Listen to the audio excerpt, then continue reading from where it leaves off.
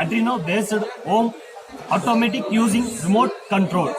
The using materials battery, Arduino plate, relay, and power supply. Using fan and load, lamp 1, lamp 2. Using the remote control and process will be doing. Switch off. Switch on your system. Near control. If press one, I will press 1, the lamp will on. Lamp 1 is on. I press 2, lamp 2 is on. I press 3, the load is connected. I press 4 and the fan will be running. And next I press 5, lamp 1 is off, and press 6, lamp 2 is off. I press 7, the load is off. I press 8, the fan is stopped.